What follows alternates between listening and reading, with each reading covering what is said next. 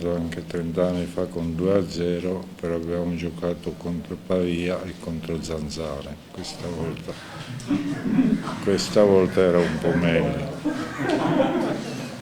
Di nuovo in queste partite io non guardo l'avversario, noi dobbiamo cercare di provare il nostro, poi secondo me ci abbiamo provato, non sempre è andata bene, ma qualche palagolo abbiamo costruito e il portiere nostro penso non l'ha mai preso.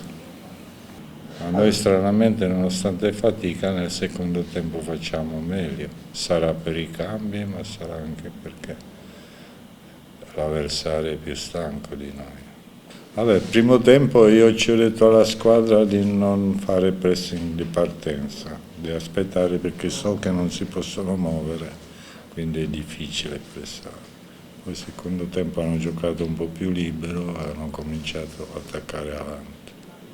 Secondo me ci sono 6-7 ragazzi che hanno possibilità di migliorare, poi dipende da loro, dalla loro voglia, perché tecnicamente penso che hanno qualcosa più di altri.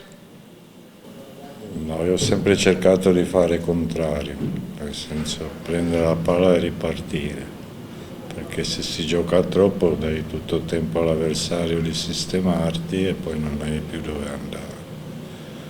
Il mio calcio è diverso e cerco di fare come abbiamo fatto prima, basandosi sul calcio più propositivo subito e non aspettare. E per me calcio senza gente non ha senso, perché poi sembrano amichevoli, non ci sono né emozioni da regalare o in senso un altro. Non è calcio per me. Poi si gioca solo per i soldi e cominci i soldi non ce ne stanno, finisce sempre peggio. Ma io spero, anche se poi è difficile copiare la nazionale nelle squadre. Ripeto, per me si gioca troppo sul calcio di posizione e poco sui movimenti. L'Italia ha fatto le prime 2 partite bene e poi ha sofferto con tutti. Però quando si vince e speriamo che gli altri avranno la voglia di arrivarci e continuare a vincere.